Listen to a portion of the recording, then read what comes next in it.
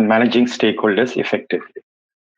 I'm going to host this interview with my guests. But before we start, let me tell you the background and what are we going to discuss, and just a little bit about Techcanvass. So Techcanvass is basically an IT training organization, and we provide training programs on business analysis and data analytics. We are an IBA Canada endorsed education provider as well as ISQA Germany authorized training partner. So through these two organizations, we provide the training programs. Now, managing stakeholders effectively is one of the cornerstones. Most of the work depends and involves interacting with stakeholders. It's very important that we understand the basic elements using which we can manage these stakeholders relationship effectively. So what we are going to discuss is around 5 key elements on which a strong and healthy relationship with stakeholders survive. So everything starts with the value. When I say value, it means what is the value for the customer who has hired your company as a vendor for developing a software project. We are talking about business objectives. That's one of the key elements in managing stakeholders effectively. The second element we are going to discuss is about empathy, which is basically saying, as a business analyst, do we understand what is valuable for the customer? Do we relate to it and have a good understanding of what is valuable for the customer?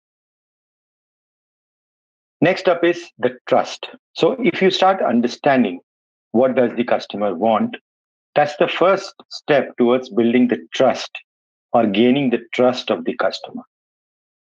Fourth factor is you must have the competency and the skills to be able to perform all of these activities which a business analyst is supposed to do.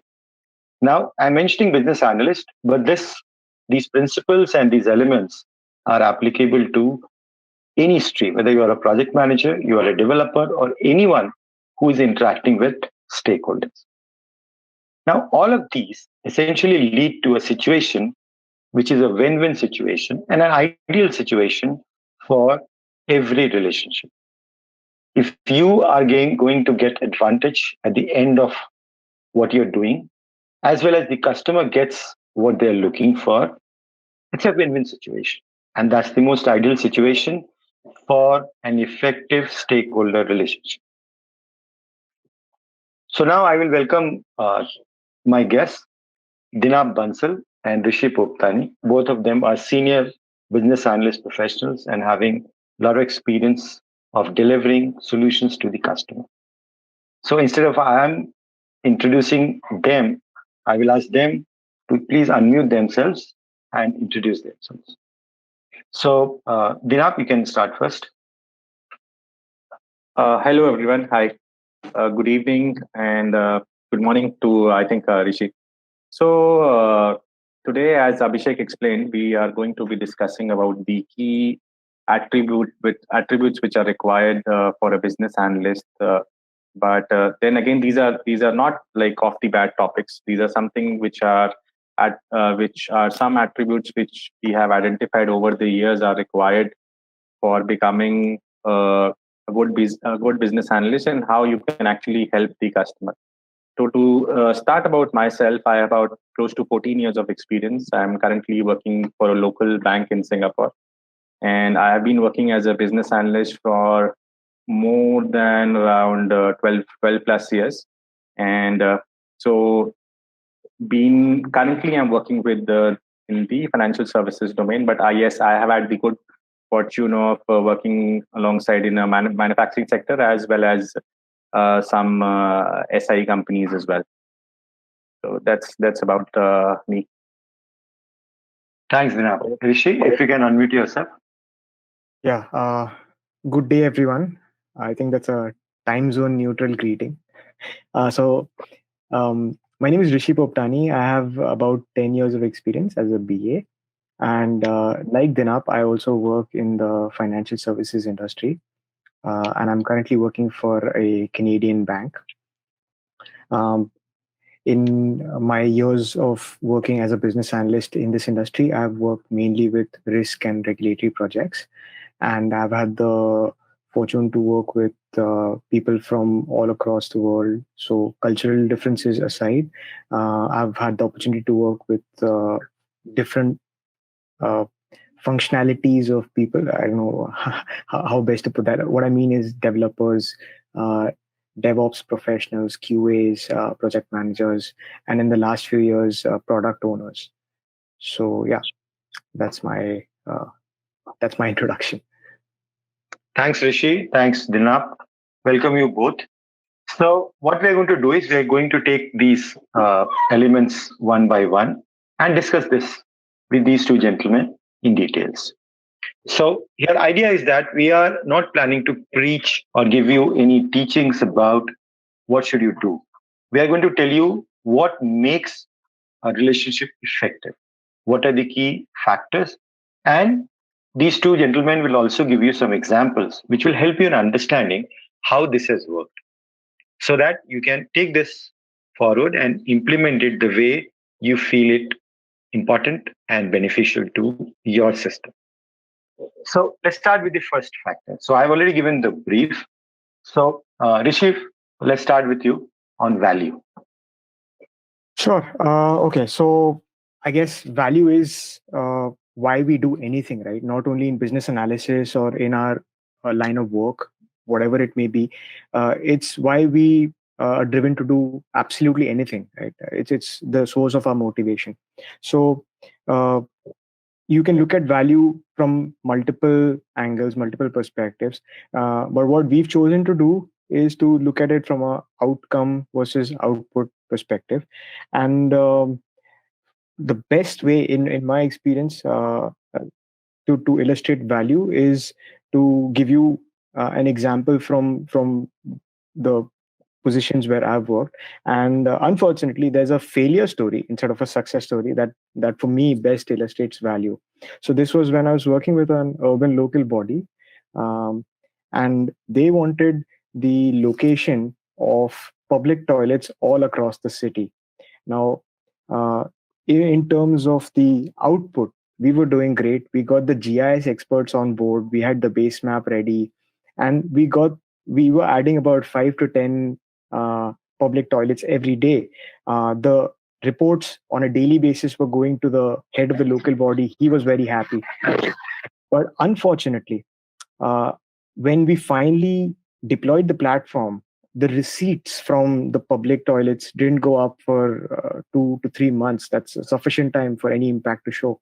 And then we found out that the real problem was that not enough people knew about the platform. So uh, I suppose that if you look at it in terms of outcomes, it was a big failure because our outcome was not to actually map the toilets. Our outcome was to increase the general public to use them, and the only way they would do that is presumably by knowing where they are, what is the nearest site next to them. So yeah, it was a valuable lesson for us, and after we started, we urged the head of the local body to start an awareness campaign. Slowly but surely, the project did gain traction. So yeah, that's an example of value that I have. Absolutely. Very, very good example. So, Dinap, would you like to add here and give one example? I have a little different example wherein wherein what happened. I was working for a large bank in the Middle East, wherein they had actually, so we developed an mobile app for them, wherein the premier customers were given access to the mobile app, and whenever they actually walked into a particular shopping mall in the Middle East, so they will get some discount messages for that particular brand which had the tie-ups with the bank. So the problem which happened when the customer was entering the bank, or when we were actually beta testing, is that GPS has this error margin of like up to 10 to 12 meters. So it cannot be really accurate that you're outside the shop and you get a notification from the app that, okay, welcome Mr. XYZ, and welcome to the store. You are getting XYZ discount from so and so bank. But then over a period of time, like we were uh, able to understand, and how we added value to the customer was that we kind of collaborated as a like whatever malls were there in that particular region. So we had what we proposed, that we can add value in terms of the segmentation, which we can, rather than actually drilling down to a particular store, like if he's looking for apparels, or maybe do it from a trend analysis basis, like what kind of a shopper he's maybe uh, looking at a personal brand. So based on the credit card history, we were offering him those kind of discounts, and I think the that really was uh, very much favored by the client, and they were really impressed, like, okay, we can get BI into this particular application, as because we were not able to actually pinpoint the correct location. But having said that, we these are some things, there are some issues which you actually learn on the job, and where you can act where you cannot, requirements as such cannot be completely govern like the end product. So there are some things which you learn while implementing things, or while the development is actually happening. So this is one example which I fondly remember. Great, great. So the key point here is that we have to, as a business analyst or any IT professional, we need to understand the expected outcome rather than output. Output is also important. It's not that without the output, the outcome can be achieved. But the more important point to understand, what does the customer actually want? Is it just the software, or they are looking for a business benefit, which is an outcome? So both of them have given good examples of how does it work in the real life world. I'll just add one more example here of Amazon recommendation engine. It's one of the very early recommendation engines which an e-commerce website developed. So as a software, the basic idea behind recommendation engine is to suggest books or any product which a customer might be interested if they have come to the website searching for something else. What it does is it allows Amazon to show more options to the customer. Now, recommendation engine is a machine learning algorithm, and it requires some kind of programming to have it nicely implemented. Now, the question here is, was Amazon looking for just the recommendation engine as a software, or there was something else which they were actually looking for? Obviously, in this case, the whole idea was to increase the sales, not allow customers to go off without buying something. That's the outcome we are talking about. Output is the recommendation engine. The outcome is the increase in the sales. That's the way we need to look at what does the customer want. Then we come to the next one. Can we identify with what does the customer want? Are we in a position to do so? And what does it mean for us as a professional in the IT industry? So, Denap, if you can start on empathy first. Yeah. So before I actually give an example for empathy, I would like to highlight over here that there is a very thin line between, actually, because see, we most of the times we are in a situation where we are delivering a project for a particular client, and so we need to think about a lot of factors from an organization standpoint: the billability, the project timelines, the deliverables, how we are liaising between the development team and the requirements. But then again, at the end of the day, we always have to think about the customer's goal, what he wants to achieve, what is the overall picture of the project, uh, which market segment are they targeting, what is the target audience. So all these factors are also really important to understand what actually the customer wants. And I think that's where empathy actually comes in. Like, you have to maintain the balance between your your own organization, your organization goals, plus keep in mind the customer's goals and the end objective as well. So one example over here, which I would like to give, which happened like a few years back, uh, in one of my projects, wherein we we delivered something which was not agreeable to the client because of the product limitations, because of the UI UX of how the product actually behaved, and the transitions, because the customer was the sales guy had sold the customer on like very big promises that the UI UX has is going to have a lot of wow factor, and they are going to be smooth transitions, because we were creating a tablet version of an account opening application. But then again, having said that, the customer, when we ended up delivering the product, the customer was not happy, because there was a lot of drilling down between pages, there were a lot of drilling down between different screens, and the transition was not smooth. And it was something which we couldn't deliver as a product. Like, the product itself had those particular limitations. So in the end, where so even from a customer standpoint, we also understood, as a business analyst, I understood that this is something which we, although there is a product limitation, but this is something which is not very user friendly. And to get a lot of relationship managers actually out there to sit in front of the client, open their tablet, and then uh, get their head around in filling that information, which is really troublesome, was a very difficult thing for us to handle. So what we ended up doing was we delivered an alternative solution where we created some HTML5 screens for at least the basic information can be easily entered, whatever information can be retrieved. So the integrations were built in.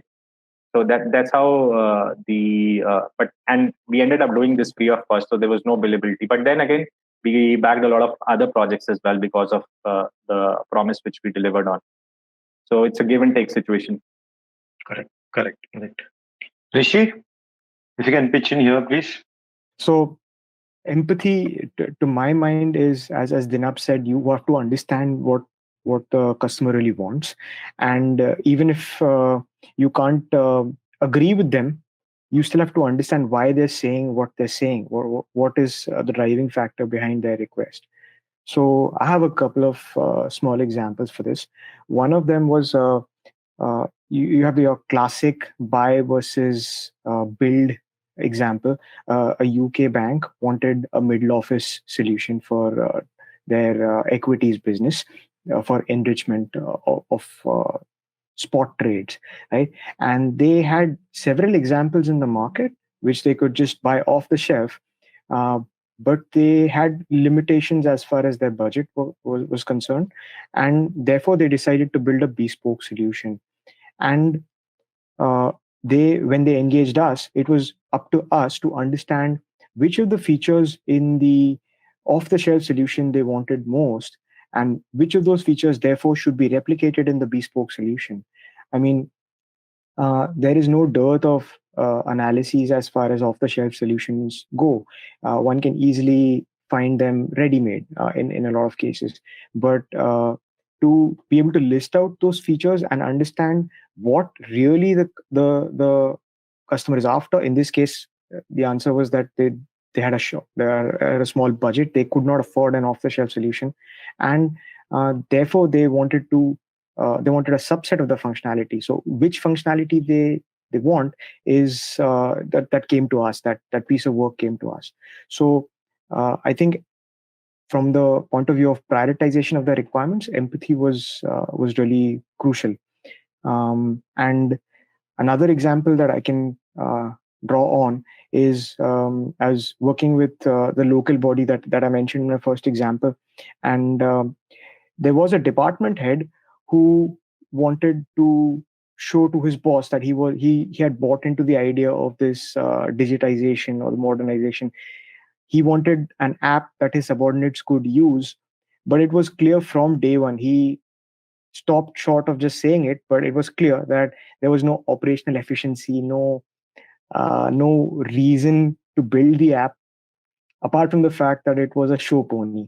But uh, we it was not, and it was never an ego issue for us. We were professionals. We said we'll take it on. We'll replicate the processes as they are. We know that we don't expect any gains in terms of the quicker, better, faster kind of thing. Uh, we built them a shiny app, and everyone went home happy. So yeah, that's a couple of examples I have for empathy. Yeah, great points and great examples. So I will just give a very short example, slightly in a different way, not in terms of you already touch upon important points. I'll put it slightly differently in terms of what happens if you're not able to understand your stakeholders' situation. So we are doing a project for one of the largest power plants in the country, in India. And it was a coal-based thermal power plant.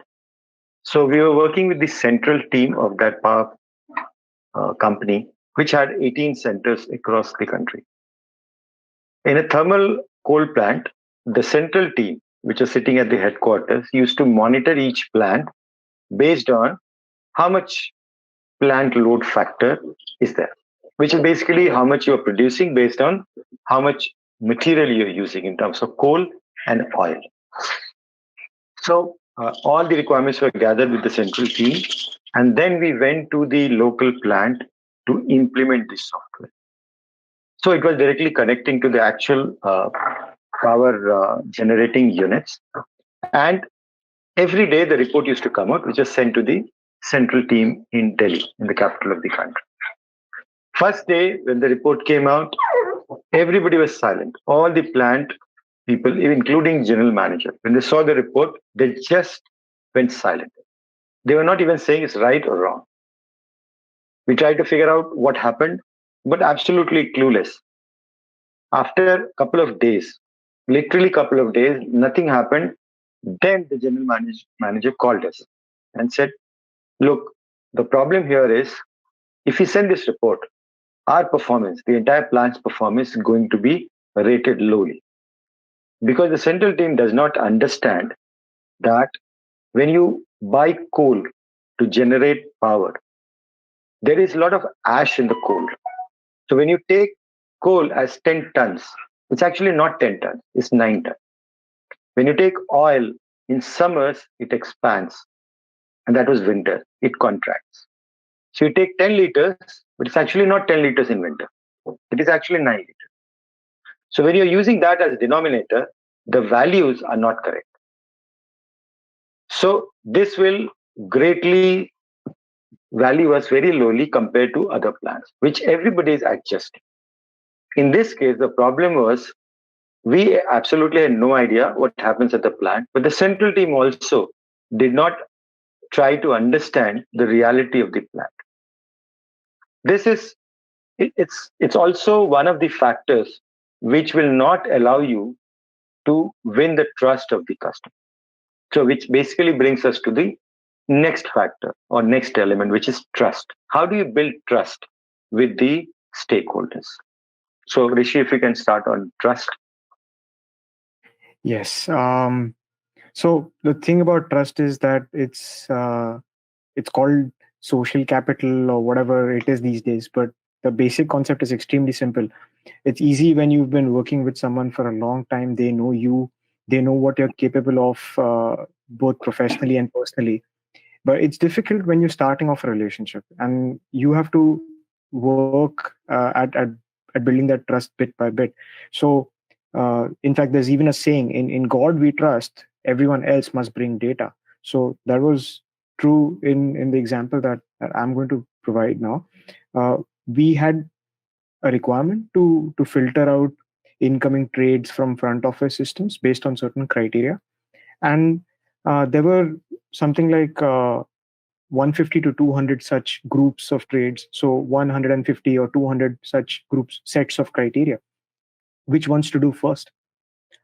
We thought that let's look at the volume and the number of trades that we actually receive, and let's go. Let's suggest that we do for 75 or 80 in the first schedule or phase. That's what we did.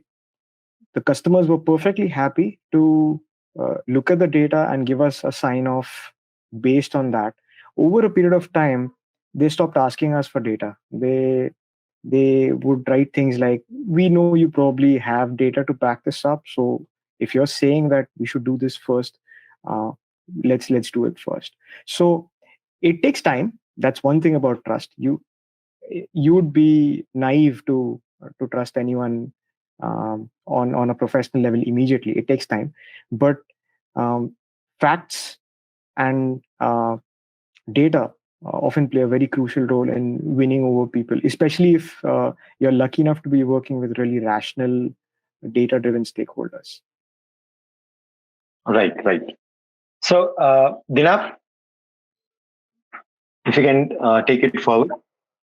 Sure. So I agree with Rishi that facts and data really play an important role. To add on to his point, I think first of all, even in the previous example which I gave, that there were two different examples which I gave. One was for a Middle Eastern bank, and second one was a local bank here in Singapore.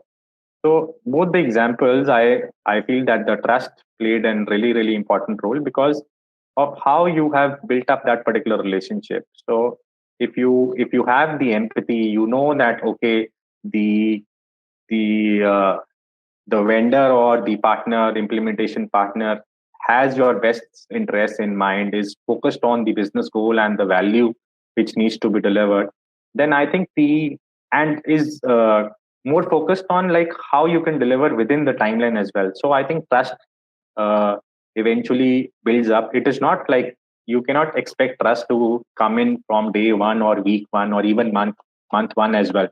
So they are very, it's very rare that first month also you can have some trust, but then again you have to gradually work upon it bit by bit. As Rishi said, you have to be on time with your deliverables, you have to have those facts right, you have to know that okay, this is what the customer wants, this is what the customer is talking about. You have to do your homework each and every time without fail when you're stepping into a meeting.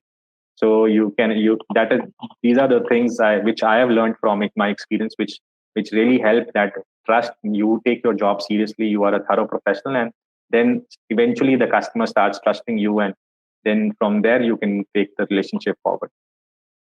So Correct. Absolutely.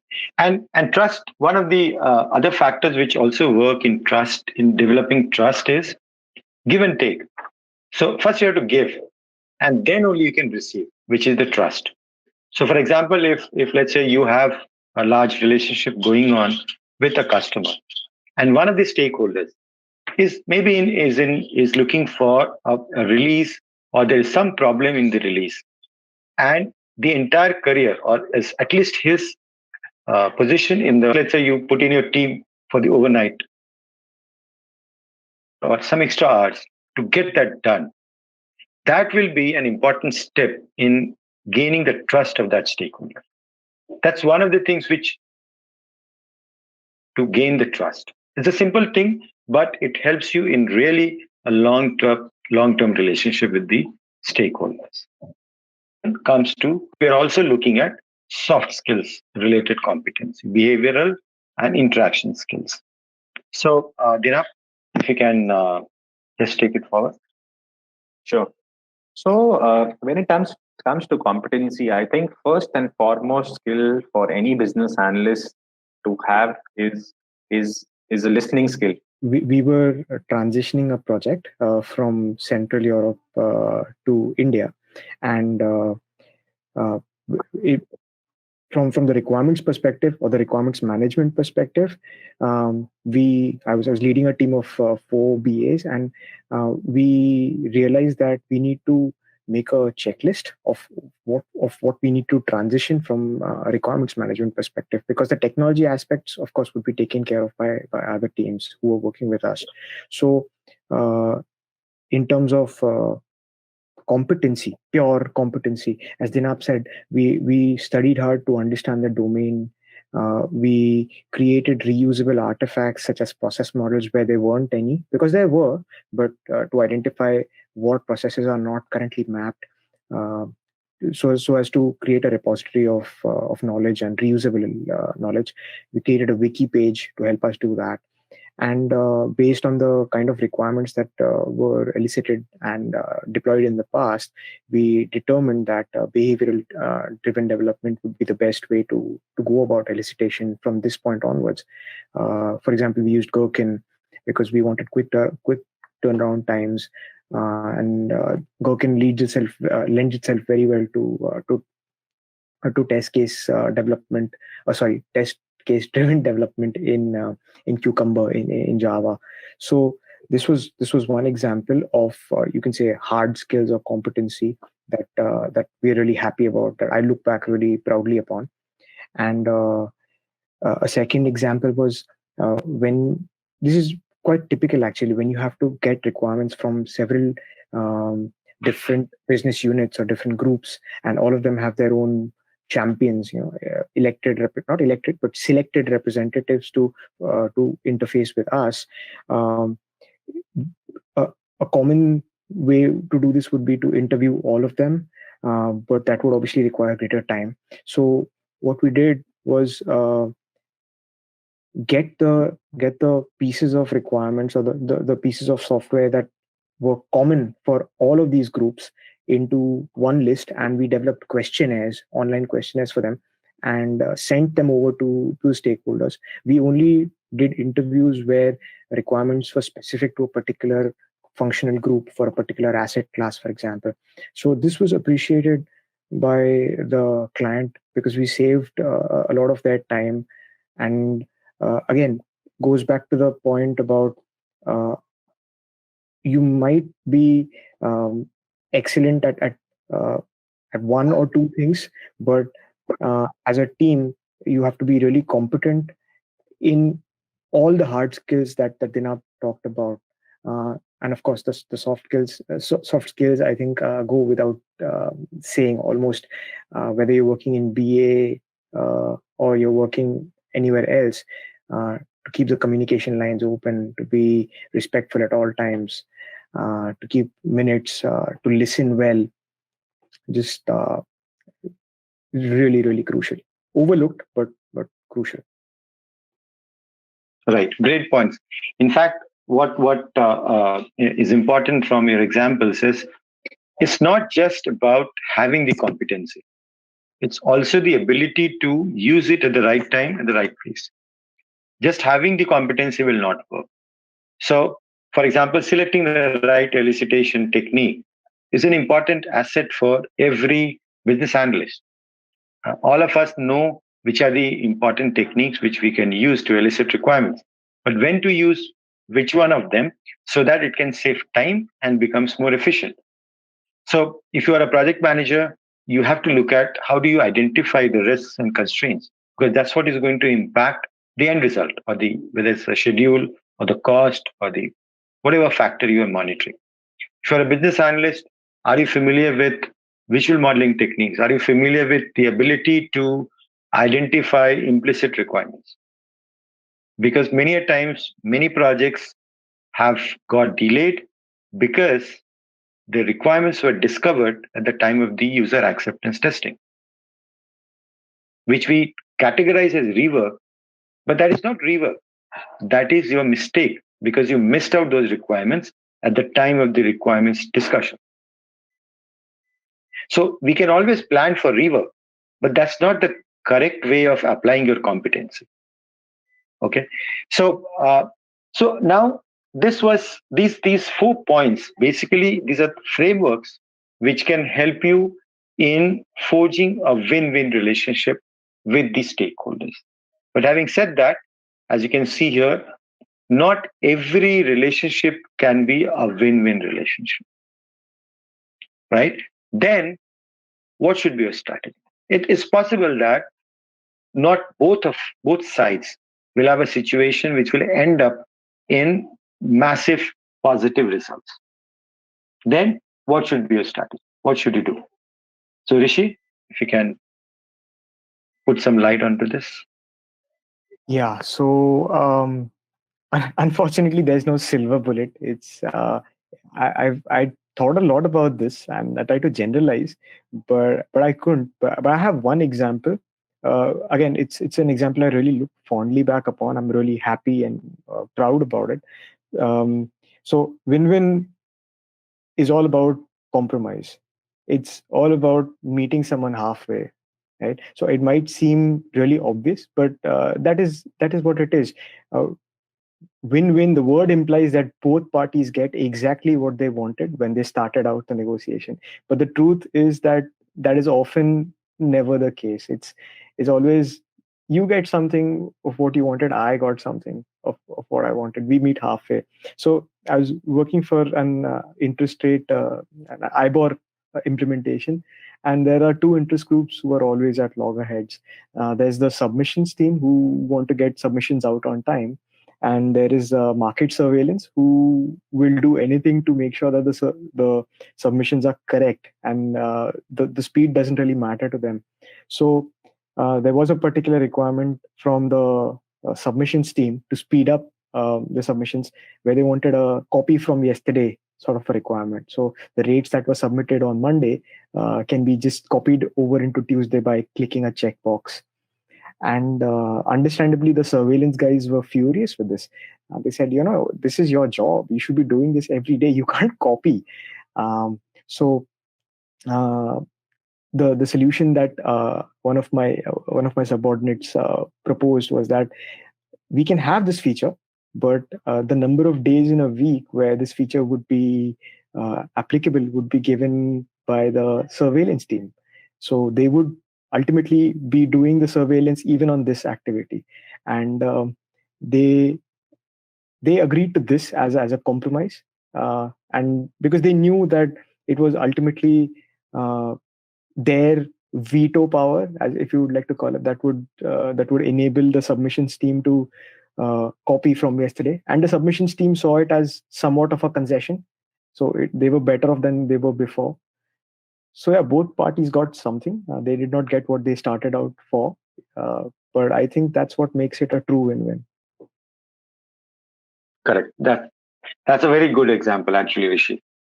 So I will let Dinap, if you want to add something here.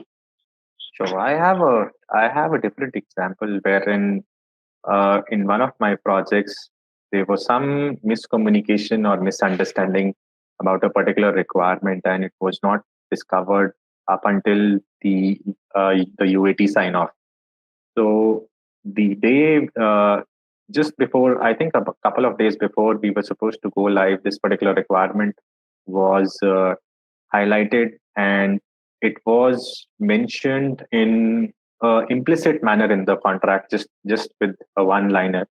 And there was so we were because we were the go live was scheduled as per plan, so there was no way we could have delivered, because it was a big piece of requirement which got missed out, and this was not highlighted to in any of the SIT or the UAT phases, and everybody was happy that okay, this is working as per plan and all that. So we were unable to deliver the requirements. We eventually, after doing the go live, a lot of meetings happened. There was a lot of friction and unwanted communications, which were escalations, which happened because of this. We lost a good amount of resources, timelines, and effort in the process of actually delivering those particular requirements. Eventually, we ended up doing that because it was mentioned in the contract. But having said that, how we were able to compensate was that, again, we were able to, because the client was happy that okay, they have they have stuck to their agreement, and we are not like at loggerheads with each other. Still, the team has gone ahead and delivered the case. They were happy to award us a couple of more projects. So we ended up getting more business from them. Although that particular project, we were not able to make that much money, which was promised. But then again, this is a lesson learned from one of my previous counterparts, which had uh, just because some UAT user was like wanted to get a sign off. He was in a hurry to get a sign off. He just added one line. So it is just a simple thing which cost us great money at the end of the day. So as Rishi correctly mentioned, it might sound a win-win as the term goes, but then again, it is a bit of a compromise, and it's not always like everybody is getting what they want. But then again, like it's a bit of a trade off. Some days you win and you lose some. So that's how I feel about it. Absolutely. It's a trade off for a future win. I mean, Correct. you cannot have win-win always. So what you can do is trade off for a future win. So it's like saying, I'm going to take it as an investment or even a hit in terms of money. We are not going to make money. Maybe we can have some losses in this project, but because this can result into more projects where we can make more money, can be a strategic win-win situation. So customer wins now, but you have the potential to win in the future. Yes. That's one of the ways in which possibly we can handle both sides win. Maybe for you, it's a win which is going to happen a little late. So uh, this was this is how we thought to share with you a framework to handle stakeholders effectively. So if you are into IT industry or even in non-IT industry, and your role involves working with the stakeholders very closely, maybe this discussion would be a useful tool for you to take some points in your professional career. So thank you, Rishi. Thank you, Dinap. This was great talking to you. And I hope the framework which we have discussed today might be useful in your careers. Thank you so much for joining this webinar today. Wish you all the best. Thank you so much. Bye bye. Thank you. Thank you. Bye bye.